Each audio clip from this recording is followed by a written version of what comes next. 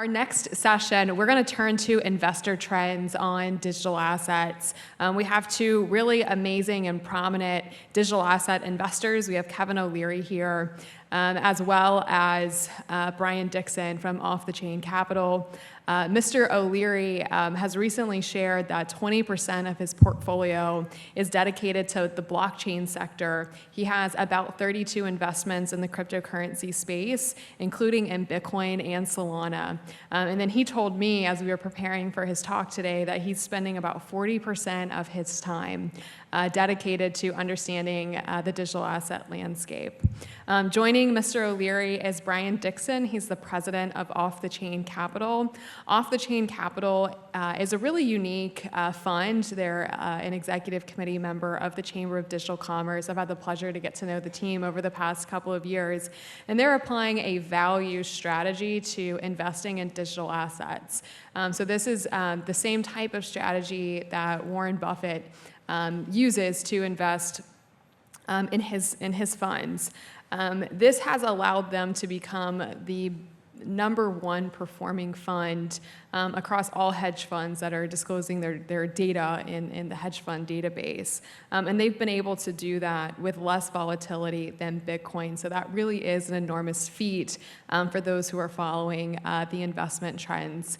So with that, I'd like to introduce both Kevin O'Leary and Brian Dixon and welcome them to the stage.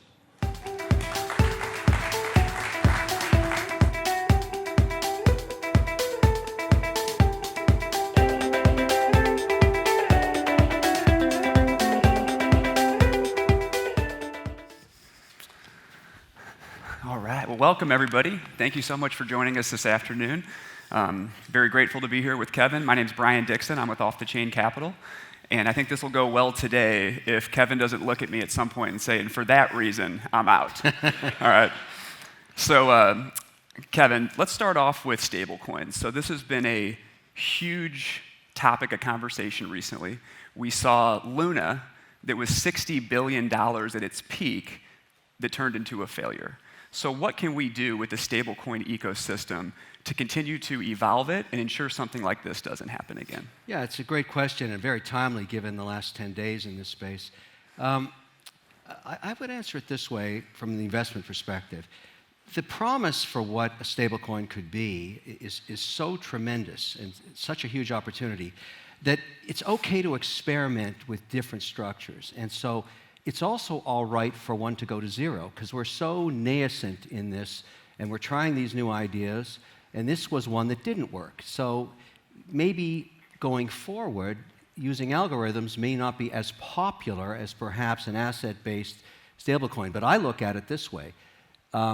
Let's say I do this. Let's say I'm indexing for Europe right now, and I'm putting an index together. I'm an indexer, so we service sovereign and pension plans, and there's many people that do what I do.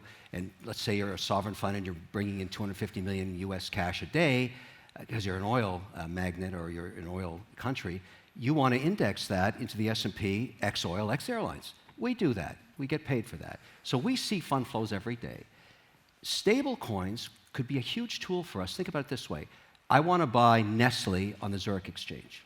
I have to take US dollars out of New York. I have to send them over to Zurich, ACH, 3 days. There's other ways to wire it, but if you're going to go bank to bank, there's a know your customer basis. It takes time. It can be done in 12 hours, but there's a lot of fees involved. Then I have to convert it into Swiss francs to trade it. I get clipped for 2, 3, 4, 5 bips on that, no value added. If I had a stable coin that both regulators agreed was a currency in a payment system, I could do that in 2 seconds at a fraction of the cost, buy whatever I want to buy, and then send it back the same way. That's worth $1 trillion. That's how big the FX market is in a quarter. Just the fees in that. Now, with that potential, I would love to see some policy, either the Haggerty bill, which I read, the Toomey bill, which I read, both of those make a lot of sense to me, and get some policy around this so I could use it as a tool institutionally. Yeah, absolutely. Speaking of that, you've been meeting with a lot of political leaders in North Dakota and other areas, and I know there's other rural areas that have been overlooked for technology advancement. Yeah. As we see the evolution of the mining opportunity for the digital asset ecosystem, building this critical infrastructure, how can these rural states leverage this to take advantage of bringing economic development and prosperity? Yeah, the mining space is in chaos right now because of ESG concerns. There's no other way to put it. The market capitalizations of the public miners, which used to be a proxy to the price of Bitcoin, a way for institutions to invest. You could buy a basket of these public miners. That proxy is gone. The stocks are down 60, 80%, whatever, and they won't be coming back until we resolve this ESG issue. New York is a highlight of that. They're considering canceling proof of work. That would be a bad outcome for New York. That's not a good idea, but it's frozen capital because New York, Tennessee Valley, Montana, North Dakota are ideal locations where you could put mining facilities under full mandate of hydroelectricity, where you wouldn't need a carbon audit. And I think for miners and data centers, that's a huge opportunity. Turkey Point has just been recommissioned by Biden. That's a nuclear power facility in Florida. A lot of interest in that facility for providing power for data centers. It's not just Bitcoin mining we're talking about here. The best outcome for stabilizing a data center is to lease it to miners during the period of stabilization and then convert it to a long-term lease with a Tesla, an Amazon, Microsoft. But all of those giant behemoths, including the state governments, want clean, zero-carbon, ESG-compliant, Larry Fink-proof data centers. That's what they want. Yeah. And as we continue to build out this digital asset infrastructure in the mining sector, there's a lot of people that think there's the opportunity here where this becomes a benefit for national security, a benefit for energy evolution, and creating true renewable innovation in the space. How do you think that we integrate these energy opportunities into the everyday business needs of these utility providers?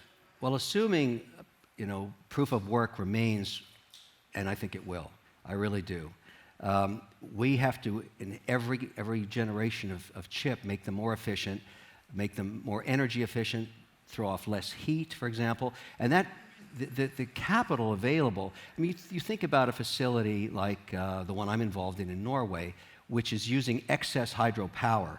So instead of it going over the dam and never being returned into the economy, we're capturing it in the form of a data center that's mining Bitcoin right now. We pay tax, we support the community, we're building out 300 megawatts there, and we are using power that is not being used. There's many use cases, but at the same time, we're trying to find the very best and most efficient and productive way to mine that coin. And the halving's coming, so we have to even get better at it. And so that's forcing the industry to do a much better job on technology, but also figuring out a way to support communities. The stacks in Norway heat hydroponic tomato stacks, and a cannery's been built beside it by the Bitcoin miner there, so it's become part of the community. And we're not at war with the local government because we're part of the local government. They're a shareholder in it. And I think that's the new way to build these data centers and these mining facilities, is figuring out jurisdictions that are pro-energy, and if it's nuclear power or if it's hydro, it's great. United Arab Emirates building a massive data center around a nuclear power plant. Upstate Quebec used to be upstate New York, no longer. That's their problem, but it's a shame that they're not taking advantage of what they have. Yeah, that's a great point. Now, I want to shift gears a little bit now and kind of move over to regulation. So I've heard you talk a lot about the opportunity to create thoughtful regulation in the digital asset space, and I would love to learn from your perspective, how can the United States become a leader in blockchain? Well, a lot of people don't want regulation, but let me make the base case for why everybody in this room wants it. Let's just take the granddaddy asset, Bitcoin, okay? Let's just start there. You may be excited that it's at 800 billion market cap. That is absolutely a nothing burger in the context of financial services. It is a rounding error because the majority of wealth in the world is managed by sovereign wealth and pension plans, both stateside and around the world. 100 billion, 200 billion, $1 trillion mandates that do not own a single Bitcoin, not one. So for all the excitement that we have in these conferences, and this is very important to discuss, it is so nascent, it is not even on the radar of these asset allocators. And they're not going to put it on the radar until it gets cleared by the SEC in one way or another, because the majority of their wealth is indexed into the S&P, the largest market on earth. And if you don't have access to that because you're somehow rogue, it's not worth buying Bitcoin. It's not worth buying Bitcoin at all, because it's a tiny fraction of what they're trying to manage. Now, if we could get regulation, and I would argue if we could just regulate one coin at the beginning, let it be Bitcoin, and one stable coin, that would be fantastic. But staying on Bitcoin, here's what would happen. I'm an indexer. I asked the sovereign wealth, what allocation would you put into Bitcoin? And the typical mandate for those guys, we have 11 sectors of the S&P. Their rules are long only, no more than 20% in any one sector, no more than 5% in any one stock. So they may initiate their index of Bitcoin at 50 basis points. When you're running a $1 trillion mandate, that is a ton of money. And so all of a sudden, the demand for that asset, Bitcoin, becomes higher. The price goes up, but it gets better. If they bought it at, let's say, $30,000, and their mandate is they're going to be a 50%, or let's say 1% weighting, and it goes to a 2% weighting, within 90 days, they sell it back down to 1%. Or if it drops, they buy it back up. They are the eternal bid for the asset. And all of a sudden, the stability of Bitcoin, instead of having 50% swings every 12 months or more, that's gone forever, because there's an underlying multi-trillion-dollar bid for the asset. Now, I don't know why there's a single person in this room that wouldn't want that.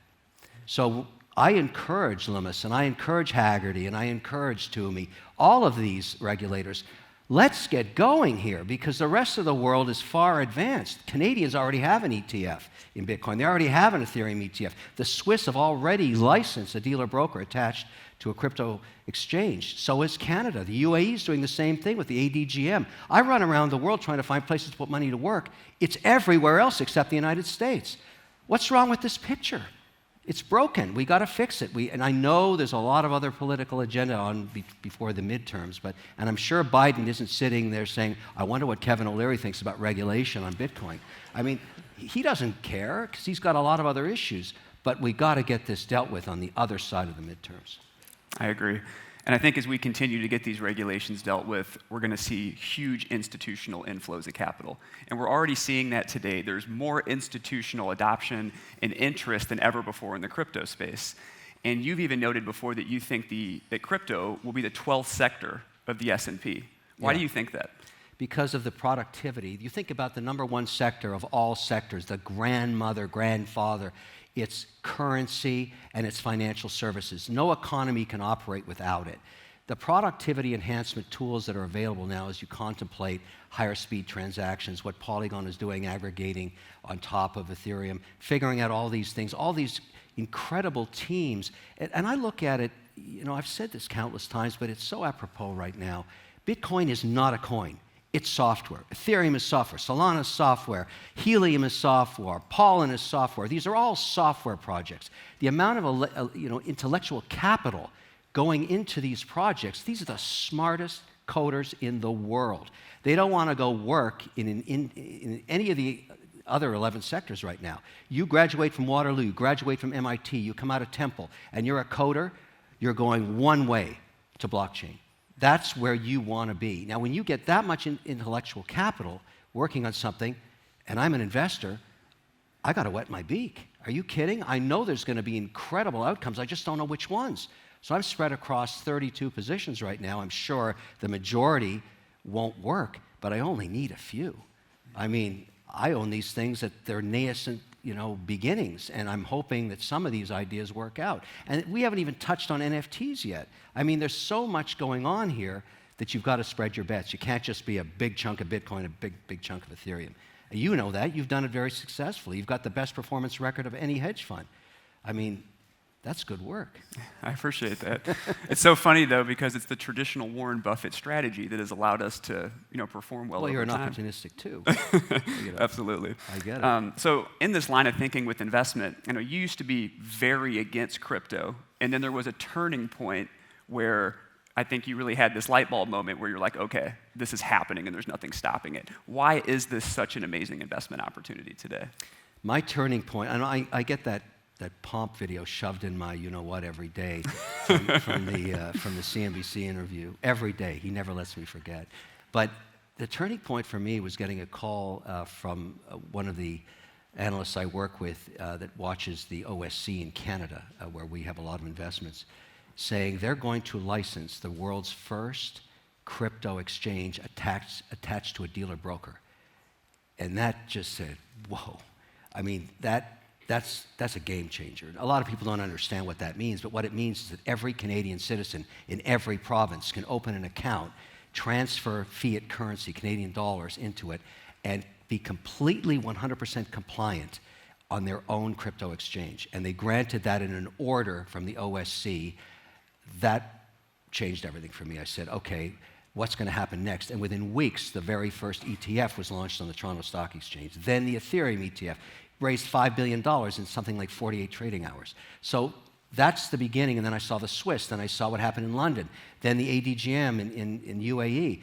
It's all happening, moving forward, and nothing's happening here. It's a very strange, eerie situation that the US wouldn't lead on policy.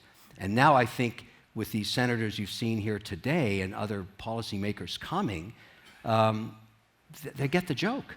And I think as an industry, we've got to feed them as much information as we can to get it right, because a lot of this code, there's something very wrong when the brightest minds out of MIT or Stanford are living on a Caribbean island. What is that? Like, what does that tell you?